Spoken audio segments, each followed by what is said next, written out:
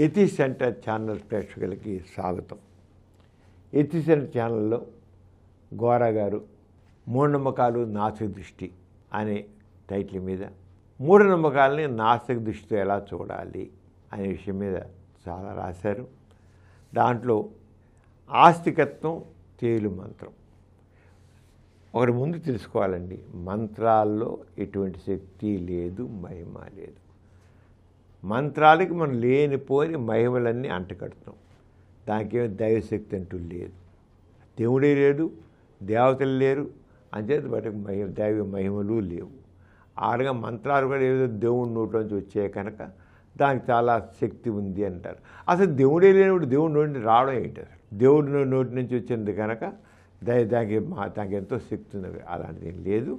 అయితే ఇప్పుడు మనం ఈ రోజున ఆస్తికత్వం, తేలు మంత్రం, దాని మీద గోరా గారు ఏం చెప్పారనేది తెలుసుకుందాం. ప్రశ్న, ఒక పాఠకుడు అడిగిన ప్రశ్న ఏంటంటే, గోరా గారి సంఘం పేపర్ నడుపుతుండేవారు. ఆ సంఘం పేపర్లో పాఠకుడు రాసినట్టే, తేలు మంత్రం వేయగానే బాధ తగ్గిపోతున్నది ఎందుచేత? తేలు మంత్రం వేయగానే బాధ తగ్గిపోతుంది అని చెప్తున్నాడు. తగ్గిపోతుంది కూడా చెప్తున్నాడు మంత్రం వేయగానే, ఎందుచేత? మామూలుగా మంత్ర మహిమ అంటారు, దేవుని మహిమ అంటారు, మంత్ర మహిమ అంటారు. మామూలు జవాబు అంతే, అన్నీ ఆన్సరు. ఇప్పుడు ఎవరైనా మామూలుని తేలు మంత్రం వేయగానే బాధ తగ్గిపోతుంది ఎలా, ఎందుకని అంటే దేవుంది మంత్ర మహిమ. కానీ దీని గోరా గారి ఇచ్చిన విషయం చూడండి. మంత్రాల గురించి ప్రశ్నలు చాలా వస్తున్నాయి. ఈ ప్రశ్న యొక్క ఉద్దేశం రెండు రకాలుగా గోచేస్తారు. మొదటిది, విషయం యొక్క యథార్థాన్ని గ్రహించడానికే ప్రయత్నం. ఇందుకొరకే మంత్రాలు పరిశీలిస్తే మంత్రాల వల్ల మానసిక ఆందోళన తీరుతాయని స్పష్టపడుతుంది. అంటే ఇప్పుడు ఎవరికైనా మంత్రం తగ్గిపోయింది అన్నట్లయితే ఈ మంత్రాలు వేయడం వల్ల మానసిక ఆందోళన తీరుతుందని తెలుస్తుంది. వ్యాధి వస్తే శారీరక బాధల కంటే కొందరు మానసిక హెచ్చు వ్యాకులు పడతారు. కొందరు వ్యాధి చిన్నదిగానే ఉంటుంది, కానీ అమ్మో నాకేదో జబ్బు వచ్చినప్పుడు దిగులు పడిపోతుంటారు. అంటే వ్యాధి కంటే వాడు భయపడేది ఎక్కువ. అంచేత కాబట్టి వారి మనసు బలహీనంగా ఉంది అని అర్థం చేసుకోవాలి. చాలా విషయాలు మంత్రాలు, జాతకాలు, శకునాలు, దిగదుర్పులు వారి మానసిక ఆందోళన తగ్గిస్తాయి.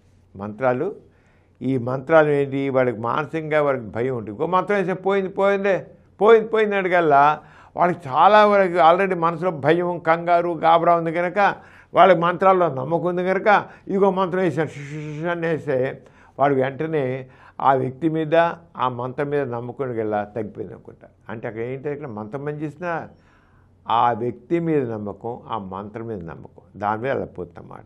నాస్తిక దృష్టి వలన గట్టి మనసు ఏర్పడుతుంది కనుక నాస్తికులకు మంత్రాలు, జాతకాలు, శకునాలు, దిగదుర్పులు అవసరం లేదు. నాస్తికులు కూడా తేళ్ళు కుడుతుంటాయి, నిప్పులు వస్తుంటాయి, అన్నీ వస్తాయి, కానీ వాళ్ళు మంత్రాలు నమ్మరు కదా, అంతే ఆటోమేటిక్గా భయం కూడా ఉండదు. అంచేత దానికి ఇదే అవ్వవు. వారు శారీరక బాధకు మందు పుచ్చుకుంటారు. ఆస్తికులు మందుతో పాటు మంత్రాలు ఎంచుకుంటారు, నాస్తికులు మందుతారు. ఆస్తికులు ఏం చేస్తారు, మంత్రం ఎంచుకుంటాడు, మందు కూడా వాడతాడు. ఆస్తికుడు, నాస్తికుడు మంత్రం ఎంచుకోడు, మందు మాత్రం వాడదు. ఇద్దరికి ఒకటేలాగా తగ్గుతుంది, ఇద్దరికి మందు వాడితే ఒకటేలాగా తగ్గుతుంది. ఇక మంత్రాల గురించి 1000 ప్రశ్నల్లో రెండో ఉద్దేశం ఏమిటంటే, మంత్రాల వల్ల మానవాతీతమైన శక్తి ఉనికి రుజువు అవుతున్నదని అనుకుంటారు.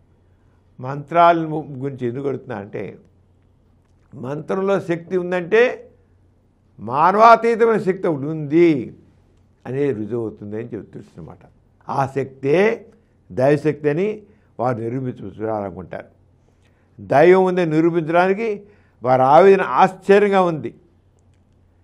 మంత్రాల్లో మరి మంత్రం తగ్గిపోయింది కదండి. ఇప్పుడు ఇందాడు ఏం రాశాడన్నా, తేలు మంత్రం వేయగానే బాధ తగ్గిపోయినది ఎందుకు చేస్తా అంటే, గోరా గారు మంత్రం విలువ అంటారనుకోండి, తగ్గిపోయింది అంటారనుకోండి, అన్నిటికల్లా అయితే మరి ఇంకో దైవశక్తి ఉంది అంటే దేవుడు ఉన్నాడు అంటారనుకున్నారు. అంచేత ఆ శక్తే దైవశక్తిని వారు నిరూపించాలనుకుంటారు. దైవం నిరూపించడానికి వారి ఆవేదన ఆశ్చర్యంగా ఉంది. కానీ రెండో వైపు నుంచి ప్రశ్నించుకుంటే వారి ఆవేదనలో అసందర్భం వారికి స్పష్టమైంది. దైవంలో చెప్పడానికి ఎందుకంటే ఆతృతని ఎదురు ప్రశ్న వేయచ్చు. ఇప్పుడు మానవులను ఆవరించి ఉన్న స్తబ్దతను, కులమత ద్వేషాలను తొలగించి కృషిని, సామరస్యాన్ని పెంచాలంటే దైవ విశ్వాసాన్ని మానవులను తీసివేయాలి. అంచేత దైవం లేదని, దైవం అబద్ధమని చెప్పాలి. నాస్తికత్వం ఉపయోగం ఈ విధంగా చూపినట్టు దైవ విశ్వాసం యొక్క ఉపయోగం చెప్పగలరా? అటువంటిప్పుడు ఎందుకు ఆస్తికత్వం గురించి అంత ఆవేదన? నాస్తిక దృష్టిని అనుసరిస్తే తేలు మంత్రమే కాదు, అన్ని మంత్రతంత్ర యంత్రాల్లో యథార్థం స్పష్టపడుతుంది. విషయగ్రహణకు కావాల్సింది వాసక దృష్టి ఏర్పడుతుంది.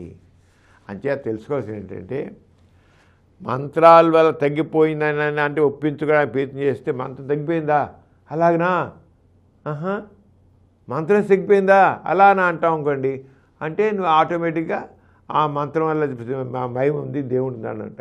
లేని దేవుని ఒప్పుకోవడం ఏంటి అసలు? అది ఎప్పుడైనా ఎక్కడైనా సరే ప్రత్యక్ష నిర్ధారణ కావాలి.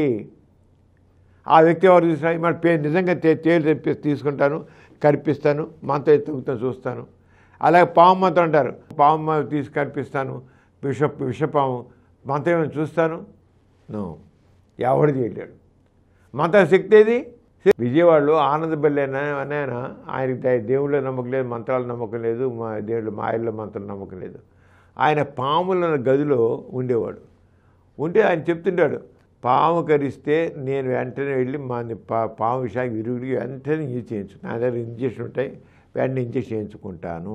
నేను పాముల గదిలో వాడితో స్నేహంగా ఉంటే అవి నన్నేం చేయవు అని చెప్పి త్రాసు పాములు, కట్ల పాముల గదిలో ఉండి అందరికీ ఒక ఎగ్జిబిషన్ పెట్టేవాడు. ఆయన నాస్తిక కేంద్రానికి కూడా వచ్చాడు.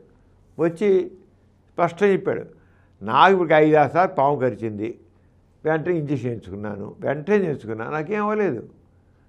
ఛాలెంజ్ చేస్తున్నాను, పాముకి మంత్రం వేస్తే పాముకి విషయం మంత్రం వేసి పెడుతుందంటే నా దగ్గర పాము ఉంది, ఆ పాములు ఉన్నాయి, ఆ పాము మీరు ఏదైనా మేకను గొర్రెను తీసుకురండి, నేను ఆ కట్ల పాము చేసి దానికి లేదా త్రాసు పాము చేసి కనిపిస్తా, మీరు మంత్రం చూస్తారు, మంత్రం వేయించండి అన్నారు. కొంతమంది మంత్రగాళ్ళు తీసుకొచ్చారు, ఒక మేకని తీసుకొచ్చారు. ఆయన దాని చేత కాటు వేయించాడు, పాము త్రాసు పాము చేతి కాటు వేయించాడు. కాటు వేయిస్తే మంత్రం వేయండి అన్నాడు. అది కొద్ది నిమిషాల తర్వాత బాగా కొట్టుకుని మంత్రం వేస్తున్నారు, చదువుతున్నారు, వరుస్తున్నారు. 3 మంత్రగాళ్ళు వేసారు, ఇచ్చేసారు, దాని కళ్ళలో కొంత పైపేశారు, అన్నీ పెట్టారు. ఆ మేక చచ్చిపోయింది. మంత్రం పారింది. ఆయన చెప్తాను, నాకు కరుస్తుంటాయి, నేను ఇంజక్షన్ యాంటీ రేబీస్ వ్యాక్సిన్ నా దగ్గర యాంటీ స్నేక్ వేరే మన దగ్గర ఉంది, ఆ ఇంజక్షన్ చేయించుకుంటాను. అయితే నేను వాడితో చాలా స్నేహంగా ఉంటున్నాను కనుక నాకు ఏం చేయట్లేదు నాకు. కానీ ఇప్పుడు మీరు ఛాలెంజ్ చేశారు కనుక నేను చూపిస్తున్నాను. పాము విషయం మంత్రాలతో విరుగుడు కాదు, అది ప్రత్యక్ష నిర్ధారణ. అంతేగాని కొంచెం పాముకి మనిషి పాము ఉందనుకోండి, కానీ ఇంకో కాక మనిషిని కరవడం కప్పను ఎరకుండా కరిచిన అనుకోండి, ఆ విషయం తగినంత ఉండదు. సబ్లీథల్ డోస్ అంటాం, ప్రాణాపాయం కాని విషయం ఉంటుంది.